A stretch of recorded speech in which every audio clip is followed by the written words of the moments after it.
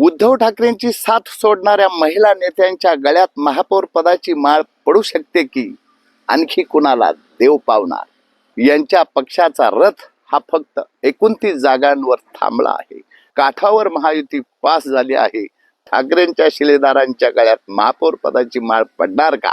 February 2024 मध्ये निर्घुण खून करण्यात आला होता। त्यांचा आतापर्यंतचा राजकीय अनुभव पाहता भाजपकडून त्यांची मुंबई महापालिकेच्या महापौरपदी वर्णी लागू शकते। भाजपने धक्कातंत्राचा अवलंब केला तर चर्चेत नसलेल्या नवीनच मराठी की हिंदू असलेल्या चेहऱ्याला महापौर पदाची संधी भाजप देते का? नमस्कार, मी दिवांजी आहेर विशेष वृत्त घेऊन तुमच्या समोर आलो आहे। मुंबई महापालिकेचा महापौर कोण? उद्धव ठाकरेंची साथ सोडणाऱ्या महिला नेत्यांच्या गळ्यात महापौर पदाची माळ पडू शकते की आणखी कुणाला देव पावणार? यावर चर्चा यासाठी करायची की मुंबई महापालिकेच्या महापौर पदाची आरक्षणाची सोडत 22 जानेवारी रोजी जाहीर झाली। मुंबई महापालिकेच्या महापौर पदासाठी सर्वसाधारण महिला प्रवर्गाला आरक्षण जाहीर झालं आहे। असो, भारतीय जनता पार्टीच्या काही महिला नगरसेवकांचंही नाव महापौर पदाच्या शर्यतीत असल्याची चर्चा आहे।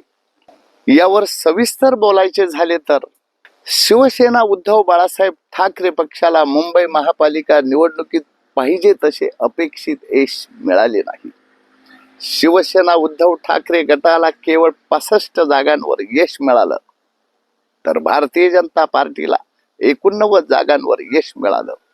भाजप हा मुंबई महापालिका निवडणुकीत संख्याबळानुसार मोठा पक्ष ठरला आहे, तर त्यांच्या पाठोपाठ उद्धव ठाकरे यांचा पक्ष हा मुंबईतील क्रमांक 2 चा पक्ष ठरला आहे। राज्याचे उपमुख्यमंत्री एकनाथ शिंदे यांच्या पक्षाचा रथ हा फक्त 29 जागांवर थांबला आहे।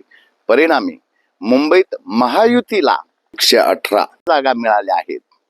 मुंबई महापालिकेत स्पष्ट बहुमतासाठी 114 जागांची आवश्यकता असते, मात्र महायुतीला त्यापेक्षा 4 जागा मिळाल्या म्हणजे काठावर महायुती पास झाली आहे असे म्हटले तरी वावगे ठरू नये। असे असले तरीही महापौर पदाच्या आरक्षण सोडत पर्यंत भाजप आणि एकनाथ शिंदे यांच्या शिवसेनेत मोठी धाकधूक होती, कारण महापौर पदाची सोडत ही एसटी प्रवर्गासाठी असती तर सत्ताधारी पक्षांचे त्या प्रवर्गातील उमेदवार जिंकून आलेले नाहीत। शिवाय एकनाथ शिंदे कुणाबरोबर यावर बरेच काही मंथन झाले। असो, इकडे केवळ उद्धव ठाकरे यांच्या पक्षाकडे एसटी प्रवर्गातील 2 उमेदवार आहेत। त्यामुळे मुंबई महापालिकेच्या महापौर पदाच्या निवडणुकीमुळे राजकारणात मोठा ट्विस्ट येणार आणि ठाकरेंच्या शिलेदारांच्या गळ्यात महापौर पदाची माळ पडणार का, अशा प्रकारच्या चर्चा रंगल्या होत्या।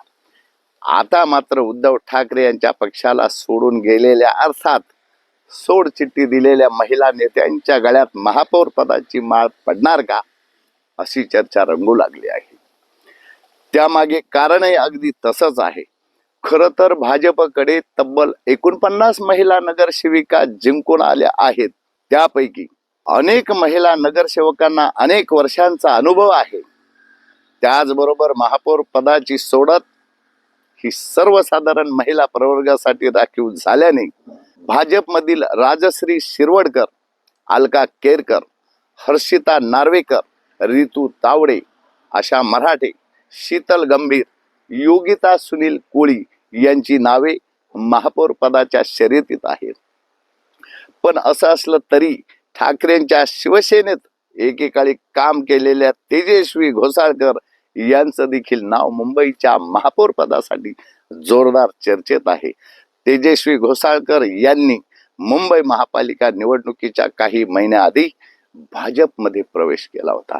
त्यांचे पती अभिषेक घोसाळकर शिवसेनेचे माजी नगरसेवक होते, परंतु त्यांचा फेब्रुवारी 2024 मध्ये निर्घुण खून करण्यात आला होता।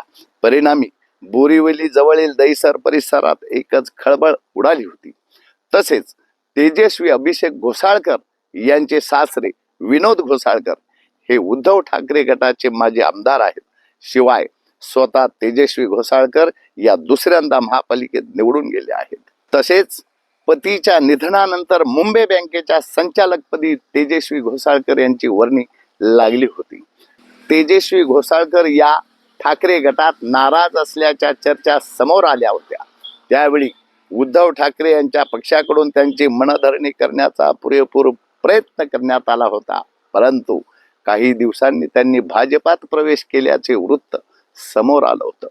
तेजस्वी घोसाळकर या दैसर येथील वार्ड क्रमांक 2 इथून मोठ्या मताधिक्याने निवडून आल्या आहेत. त्यांचा आत्तापर्यंतचा राजकीय अनुभव पाहता भाजपकडून त्यांची मुंबई महापालिकेच्या महापौरपदी वर्णी लागू शकते अशी ही जोरदार चर्चा आहे. एकूण चित्र असं उलटसुलट दिसत असेल तरी भाजप धक्कातंत्रासाठी प्रसिद्ध आहे.